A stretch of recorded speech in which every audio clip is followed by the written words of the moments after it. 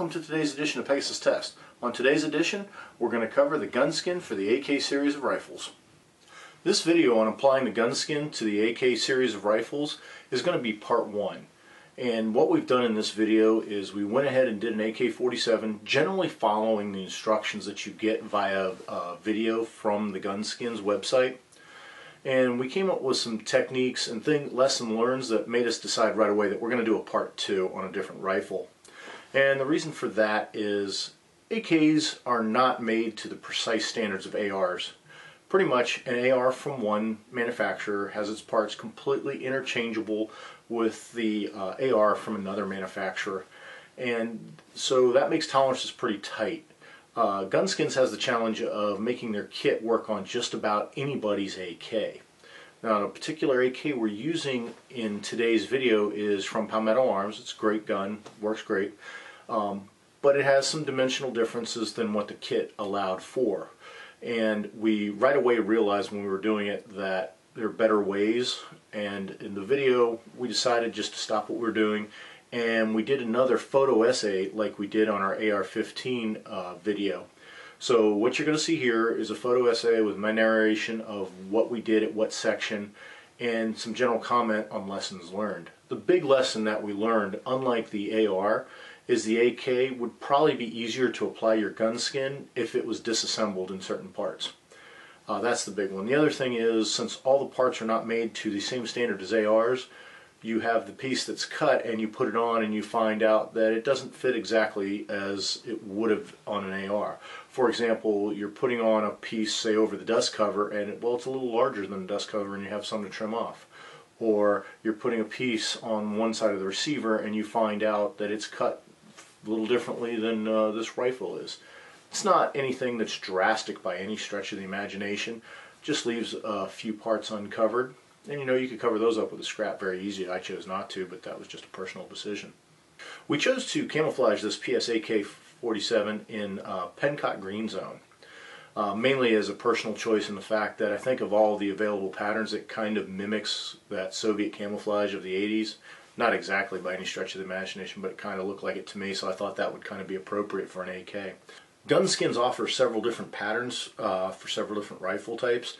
And you can go on their website and check out all the different patterns they offer.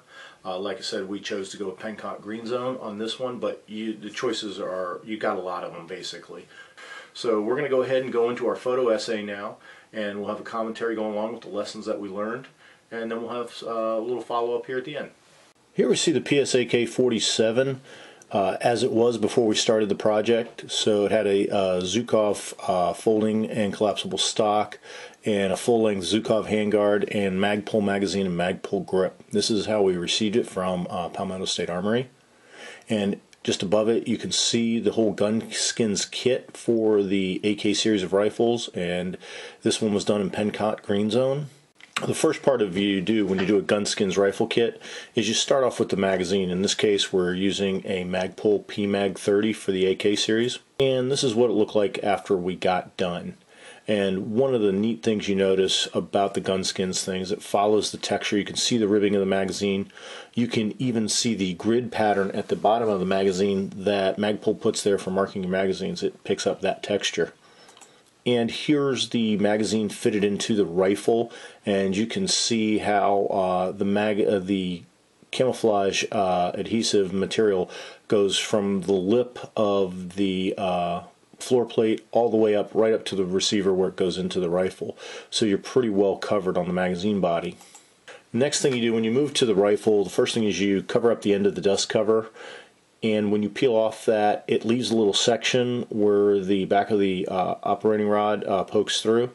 So if you so desired, you could even cover up that serrated edge there with some camo too. We choose to left it exposed, but the option's there for you. The next part you do is you put the dust cover on, which covers both the left and right side.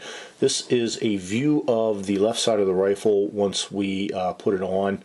And you will notice towards the left side of the image that we didn't quite follow the edge that exactly, even though we started off on the edge pretty good. When we put this on, we had centered on the top and then wrapped it around one side and then the other, and we didn't realize we were a little off until after it was done.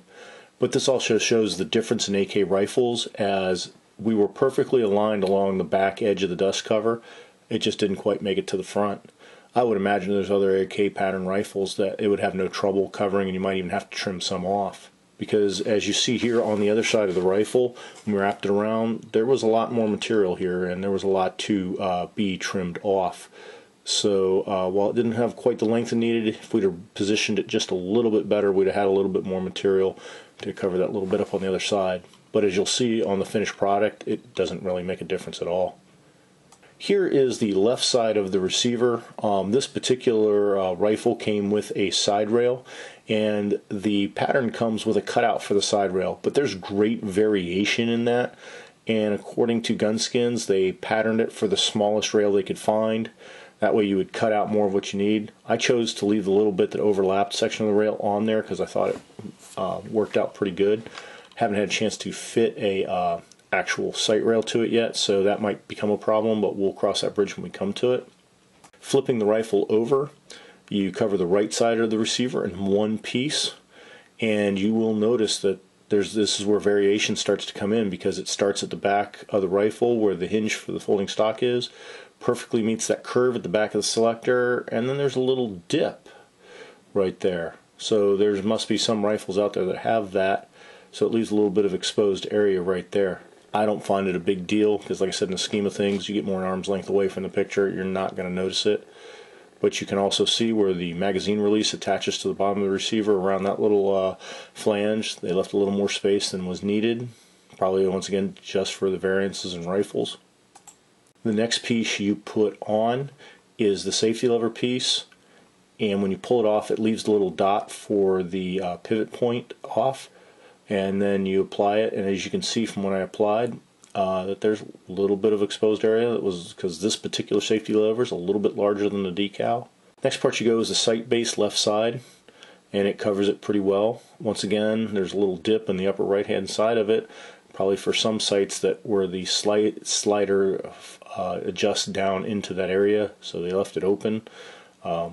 That's like variation among rifles, you're going to have a lot of it. And the same thing you see more prevalent on the other side. You can see this is Pencott Green Zone and got the Pencott name in the pattern.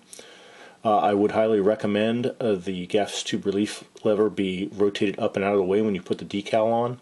As you can see, when we pivoted it, it went ahead and pushed out the sticker just a little bit there, but no big deal.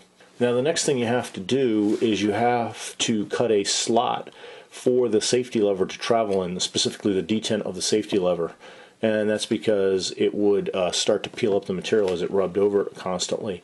They give you a little decal to measure that out, and you place this little red decal over that section of the template, and then you just take your knife and scribe out on either side and peel it up, and you have a place that allows your selector lever to slide up and down, as you can see by the scratch it's creating, which all AKs do.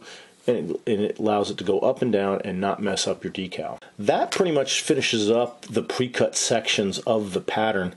They do give you a couple of small rail sections if you have an AK with rails. And the way Gunskins does rails is really awesome, and I highly recommend you use their pattern for it if you have rails to camouflage.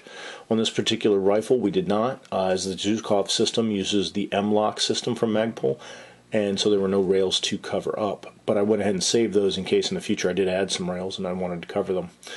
I initially intended to I cut a piece and I intended to wrap it all the way around and do the handguard in one piece. That proved to be a little difficult. As you can see, there's a lot going on in either end of this handguard, and I was getting a lot of wrinkles and creases. So what I did is I got it most of the way around the bottom, cut off a section, and then got this section in place. Really nice, and then you cover up all your M-Lock holes and you cover up your venting holes, of which you then have to go back and cut out. And in the Gunskins video they recommend a sharp blade, and I can't stress that enough. You do need a sharp blade, and these little holes and the vinyl will wear a blade out quickly, so don't be afraid to change them often, and you'll know when it's time to change, because even though the material is cooled down, and that's the best time to cut it when it's cool, it'll start getting stringy and pulley and not cut as evenly. And as soon as you start to encounter that, it's time to change your blade. Here's the other side of the handguard. You will notice we filmed this indoors with lots of fluorescent light, make it easy to see, make it good for the camera, and that's got some reflectivity going on, but you don't have that reflectiveness in a normal light environment. I mean, the picture's not doing this pattern or this material justice. And this is the top handguard, and this is one thing to be careful with. I got a couple wrinkles in there, and I also got a scrap piece caught up. I didn't realize it when I put the decal on, but it got caught on the decal, and the way this form fits picked it right up. Also, you can see in the vent holes a couple of straggly pieces. That's what I really mean about having the sharp blade. You know, I tried to power through this section with the blade that I had, and you know, had to go back and correct a lot of stuff. So sharp blades. Once we had the handguard done, we had to move back to the stock, and we did that in sections. This is where I covered the top of the block, and I literally wrapped the material around the pivot block and then came down the side, made a cutout for where the sling swivel goes, and then proceeded just to wrap around the bottom and cut off the excess. We went ahead and put camouflage over the back of the boot. We left the slider part of the stock exposed so it wouldn't bind on the material. And then we covered the main part of the stock, the folding part. And then we covered the top. Now this is another one where I attempted to do the wraparound technique, and the contour started to get in the way and we started to pick up a lot of wrinkles, so we peeled it back to the top, cut it off, and then reapplied the second side. And you can see towards the back, didn't quite get our seams lined up perfectly there, so there's a little teeny weeny bit exposed. And this is the other side of the stock. It coats it pretty good. I cut out around the button that allows you to fold the stock. It's not coming through in the picture, but the texture came through really, really well. And you can see also I got a couple wrinkles. I didn't realize that at the time, or I would have taken those out. And then we did the very end of the stock. And then we did the section around the heel right there. And not shown in the pictures here, but we went ahead and the part of the stock that engages when you pull it out or slide it in, we camouflaged that up. We forgot to take a picture of that. And then we finally finished up by doing the pistol grip. And the pistol grip, as you can see here, the pebble grain of the Magpul grip comes right through. You get a lot of heat, you put a lot of pressure on it, and you get all that gripping surface, still available to you, and you don't lose anything by putting the gun skin on. Now, one thing you do have to be careful, if like the Magpul grip, you have a grip that allows storage, that you have to cut around and allow for the seams where you'll be pulling out the storage stuff. And we did a little bit of camouflage up around the magazine release. And here is the finished rifle and how it looks. You can see the little bit of black parts that are exposed really kind of blend into the pattern, and they're not detrimental. We went ahead and camouflaged the trigger guard, didn't have a picture of that, and like I said earlier, we camouflaged the locking bar on the bottom of the stock.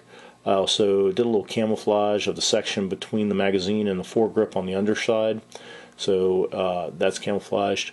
I made the decision not to camouflage the little bit of exposed barrel just because it was so little that was actually exposed.